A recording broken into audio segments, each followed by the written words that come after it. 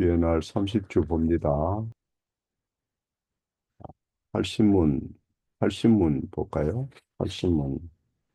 주의 만찬과 교황파의 미사는 어떻게 다릅니까? 주의 만찬은 첫째, 예수 그리스도가 친히 십자가에서 단번에 이루신 유일한 희생 제사로 우리의 모든 죄가 완전히 사해졌다는 것. 둘째, 그리스도는 지금 참 몸으로 하늘 아버지의 우편에 계시사 거기에서 경배를 받고자 하시며 성령을 통해서 우리가 그에게 접붙여짐을 우리에게 증거합니다. 그러나 미사는 첫째, 산자들이나 죽은 자들을 위해서 사제들에 의해 그리스도가 지금도 매일 제사로 드려지지 않으면 그리스도의 고난을 통해서는 제사함을 받지 못한다는 것.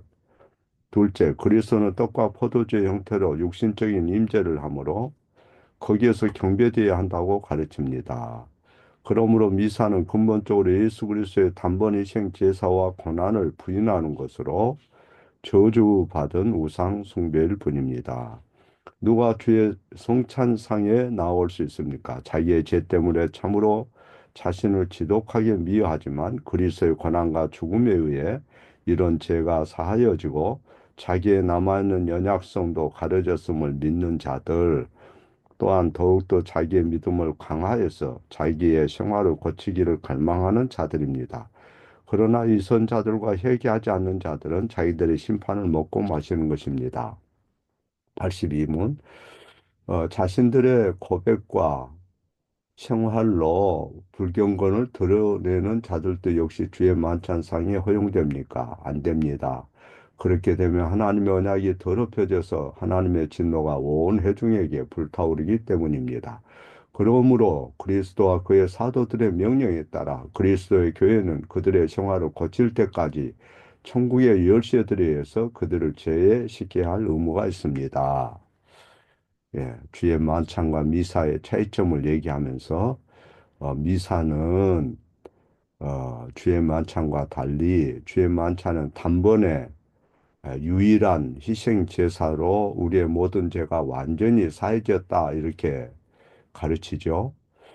그러나 어, 이 미사는 매일 지금도 매일 제사로 그리스도가 제사로 드려져야 한다는 거죠. 매일 지금도 제사가 드려져야 된다는 거죠. 그 다음에 떡과 포도주의 형태로 어, 육신적인 그리스도의 임재가 있다는 거죠. 육신적으로. 우리는 영으로 있다 이렇게 알죠. 육신은 어, 천상에 계시죠. 그래서 미사는 저주받는 우상 숭배다. 예수 그리스도는 단번에 희생 제사와 이 고난을 당해서 완전한 대속의 그런 역사를 이루셨는데 미사는 지금도 계속 제사를 드려져야 되고 또 떡과 포도주 가운데 육체로 계신다고 이렇게 가르쳐요. 그리고 또 그들은 사제들에 의해서 제사로 드려져야 된다 이렇게 얘기해요. 그래서 그건 우상 숭배다 하는 것이고 어, 또 이제 주의 성찬상에 나올 수 있는 사람은 자기 이 죄 때문에 어, 예수 그리스도께서 고난과 죽음을 당하셨고 또 이제 예수 그리스도의 은혜를 입은 우리는 아, 이 선자들 회개하지 않는 자들처럼 그렇게 살지 않고 생활을 고칠 때까지 천국의 열쇠들에 의해서 우리는 늘 은혜를 고쳐가면서 은혜를 입죠. 그러나 이 선자들 또 회개하지 않는 자들은 생활을 고치려 하지 않아요. 천국의 열쇠들에 의해서 제시켜야 할 의무가 있다 그랬어요. 82문에. 천국의 열쇠는 뭐죠? 성찬과 말씀, 설교 말씀이죠. 그래서 언약이 더럽혀지면 하나님의 진노가 온 회중에게 임한다 하는 거죠. 세상에서 우리가 이제 어디에 속하느냐, 내가 어떤 가정에 속하느냐, 내가 어떤 직장에 속하느냐, 어떤 교회에 속하느냐에 따라서 우리는 때로는 그런 문제 때문에 굉장히 힘들 때가 있죠. 가정 식구가 나를 잘 이해를 안 해준다, 받아주지 않는다. 또 친구가 나를 친구로 대접해주지 않는다. 또 누군가 신자 중에 나에 대해서 신뢰를 하지 않는다. 그러면 어, 소외감을 느끼고 어, 굉장히 마음이 언짢아지죠. 상처받을 수가 있죠. 인간이기 때문에.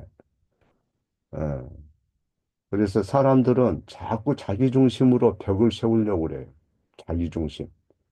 가정에서도 형제간에 나하고 대화가 안 되면 마음문을 닫아버리고 부모와도 그렇고 친구와도 그렇고 교회도 그렇고 어, 그 자기 중심으로 자기의 그 틀에 갇혀서 발전을 못 하는 거야. 자기 틀.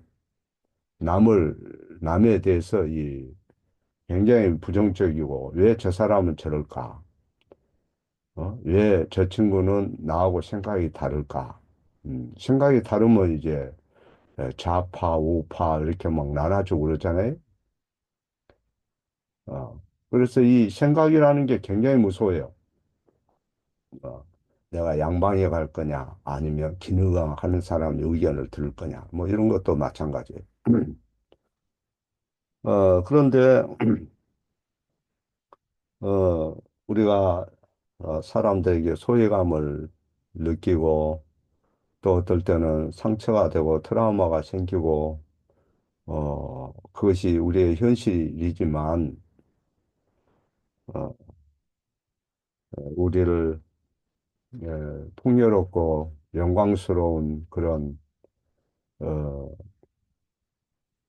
계약 가운데 우리를 받아주시는 분이 있어요. 그분이 하나님께서 은혜 언약을 세워서 우리에게 관대하게 호의를 베푸셔요. 진실한 마음으로 하나님을 부르는 사람들을 하나님이 받아주세요. 그리고 엄청난 축복을 약속하셔요. 그래서 언약의 그 멤버들은 그 특권과 의무를 누려요.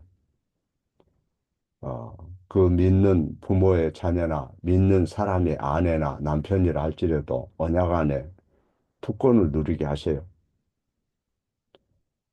어, 그 말은 어, 우리가 우리 스스로 하나님 앞에 호의를 받고 관대함을 받고 사랑을 받을 수 있도록 우리 노력으로 그렇게 가능하다 하는 그런 의미가 아니죠.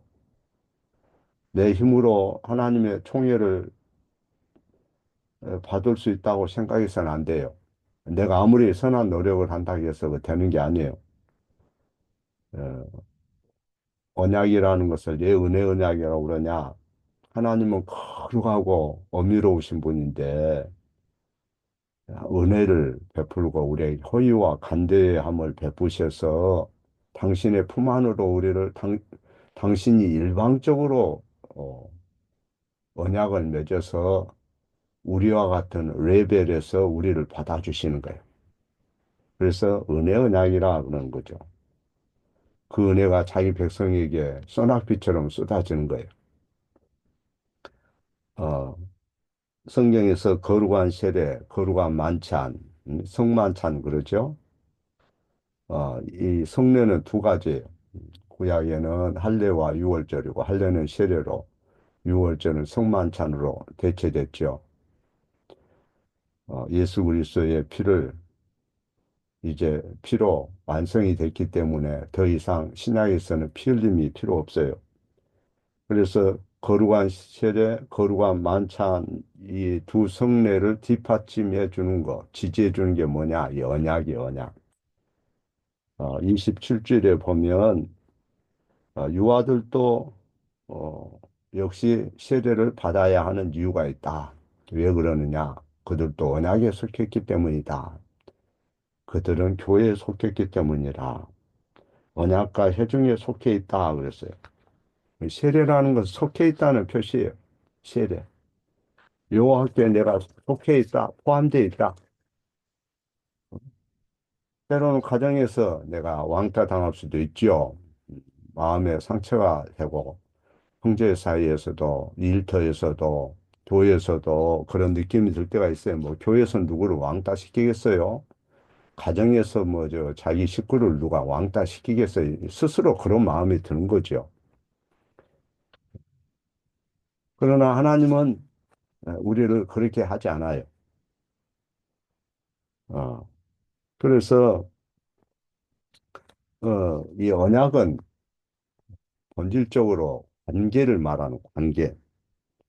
하나님과 우리 사이의 사랑의 관계, 연합의 어떤 관계, 예? 언약은 피로 확립돼요. 여호와와 그 백성 사이에 피로 세워지는 거예요. 그러니까 살아있는 어떤 사랑의 그런 관계를 언약이라 그래요. 어, 그래서 창세기에 보면 하나님은 창세기 15장에 아브라함과 피로써 햇불 언약이라고 하죠. 언약을 세워요. 조카 롯을 단까지 자기의 가솔 318명 이끌고 키로수로 한 2, 300km 돼요. 거기까지 밤에 어? 한 2, 3일간 달려갔을 거예요. 3, 4일간. 자기 집에서 훈련시킨 그런 종들을 데리고 가서 어, 그 소돔성의 왕들이나 그 다섯 왕들과 싸워서 조카 롯과 모든 재물을 끌고 왔지요. 그랬을 때 멜기세덱이 나타나서 여호와께서 승리를 줬고 이렇게 하신 여호와를 찬양하라 하면서 얘기하지만 이제 소돔 왕은 인간적인 그런 관점으로 와서 서로 거래를 하려고 그랬죠. 그러고 나서 이제 다섯 왕이 왕을 쳐부수고 그걸 뺏어왔기 때문에 그들이 언젠가 보복이 올 거 아닙니까? 그래서 불안해할 때 다시금 어, 나타났을 때 아브라함이 물어요. 하나님께서 말씀하죠. 내가 너에게 뭘 주기로 원하냐? 그러니까 나는 자식이 없는데 집에서 있는 종 엘리에셀이나 살게 해달라고 그렇게 얘기할 때 아니라 네 배에서 날 자가 네 후사가 될 것인데 하늘의 무별처럼 바다의 모래알처럼 많아지게 할 것이다. 자식이 없을 때 그 말씀을 해요. 근데 그것을 못 믿는 거예요, 아브라함이. 그를 마음으로는 믿는다고 그랬지만은 그게 현실적으로는 그게 과연 가능하겠느냐 이런 생각이 드는 거죠. 그래서 이제 햇불 언약을 세우셔요. 짐승과 새들의 각을 뜨기 위해서 당시에는 왕과 왕이 계약을 맺을 때는 둘이 그 사이를 어? 피로 이제 피 흘린 각떠진 그런 재물 사이로 걸으면서 만약에 계약을 어기면 이 짐승들과 같이 될 것이라 하고 맹세하는 거죠. 그게 당시의 언약 체결식이요. 그런데 하나님은 아브라함과 같이 걷는 게 아니고 하나님 한 분만 불 사이에서 그 여호와로다 여호와로다 하는 놀라운 그런 하나님의 임재 가운데 아브라함에게 하나님이 혼자 일방적으로 세워요. 왜? 언약은 인간이 스스로 지킬 수가 없어요. 본성 자체가 악으로 기울어졌는데 어떻게 지킵니까? 쉽지 않아요. 그래서 항상 우리가 이 언약을 생각할 때, 인간은 연약하고 하나님 앞에 이 언약을 지켜서 약속을 지켜서 구원받지 못한다는 걸 알아야 돼요. 그러나 언약 안에 머물 수는 있어요. 언약 안에 머문다는 것은 하나님께서 그 약속을 주신 그 약속을 붙들고 부족하지만 늘 나가야 되는 거예요. 그러나 그 언약을 무시하고 이스라엘 백성들이 언약 안에 거하지 아니하였을 때 역대하 36장에 15절, 21절에 뭐라고 그럽니까? 성전이 불타고 바벨론 포로로 끌려간 이유가 언약에 머물러 있지 않고 지 마음대로 세상을 살려고 하니까 그런 현상이 나타났다 그거야. 히브리서 10장에서도 그 말씀하잖아요. 히브리서 8장 9절에 8장 9절에 그들은 내 언약 안에 머물러 있지 아니하므로 내가 그들을 돌보지 아니하였느라. 언약 안에 머물러 있지 아니하면 하나님의 돌봄을 스스로 내팽개치는 거죠. 예.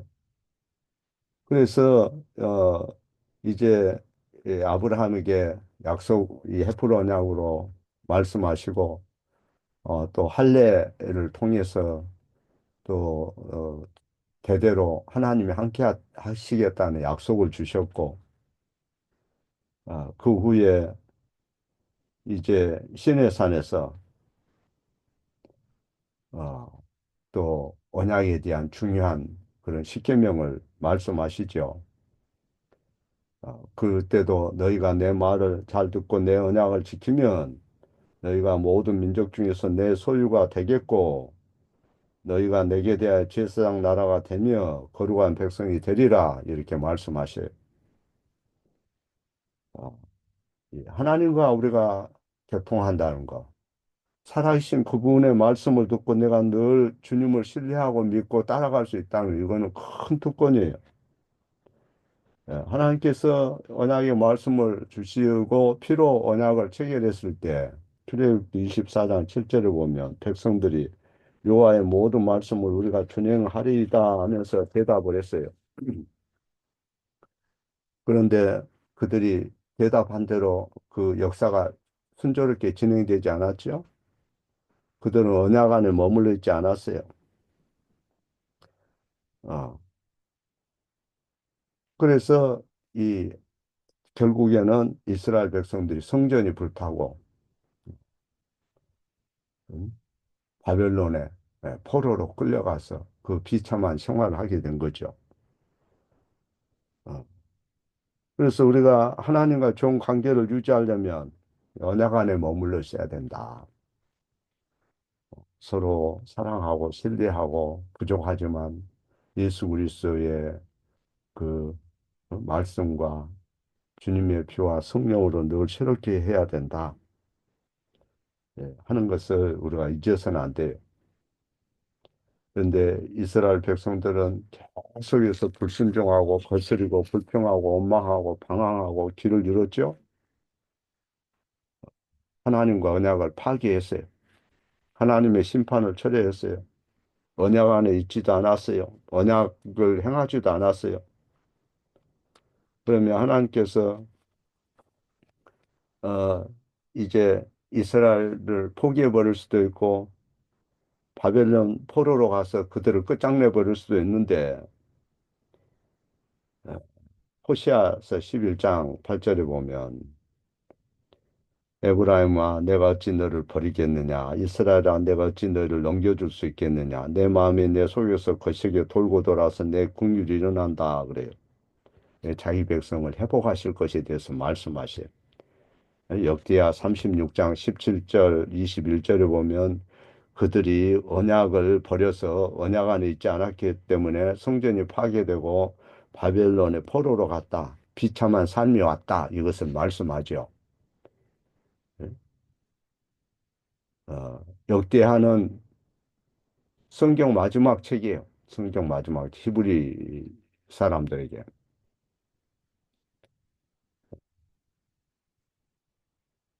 그러나 호시아서 뒤에 거기 호시아서에 보면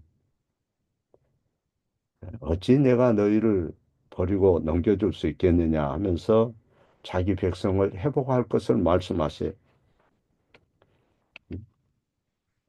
그리고 새 언약에 대해서 말씀하세요.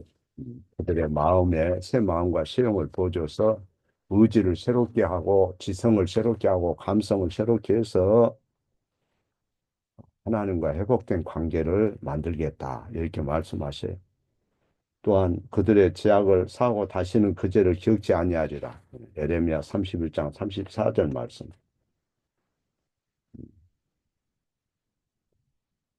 그러니까 하나님께서 당신의 법을 그들의 마음에 새겨두고 기록해서 하나님과 바른 관계를 맺도록 하겠다 하는 거죠. 우리가 늘 다윗처럼 기도해야 돼. 새 마음과 새 영을 달라고.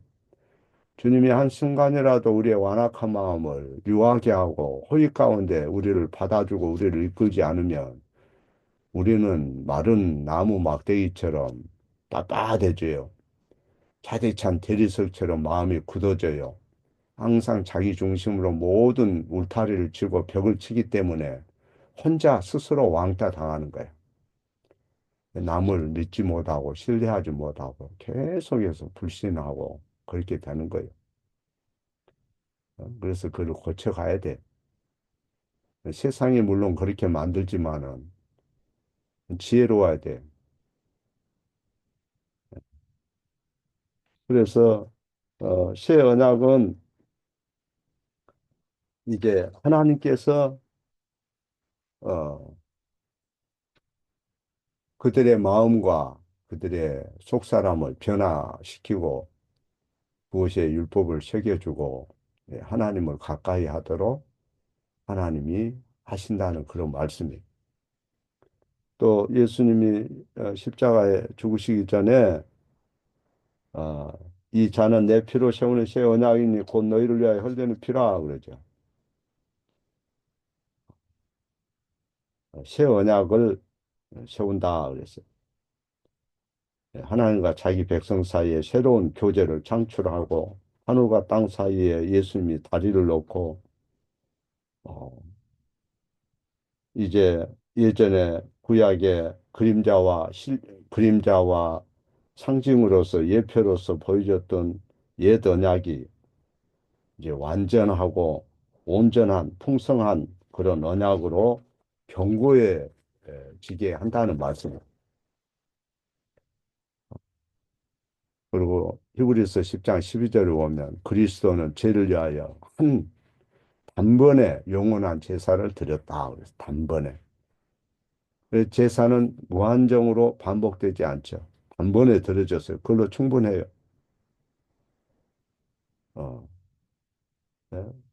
단번에 모든 죄값이 지불됐어요. 하나님의 자녀가 성령으로 거듭났어도 우리는 세상에서 상처받고 부족해서 늘 넘어져요. 언약의 의무를 처음부터 끝까지 우리가 지킬 수가 없어요. 지킨 사람 아무도 없어요. 그래서 예수님이 그 죄값을 지불하시면서 다 이루었다 이렇게 말씀하신 거예요. 다 이루었으니 내 마음대로 내 욕구대로 살아도 이제 되느냐? 죄를 지어도 되느냐? 그건 아니라는 거. 결코 그럴 수 없느니라. 결코 그럴 수 없느니라. 로마서 6장 1절, 3절. 어, 우리는 이제 성소에 들어갈 담력을 예수 그리스도의 피를 입어서 시장 가운데로 열어놓으신 새롭고 산 길로 나아갈 수 있는 그런 은혜를 입었어요. 그렇기 때문에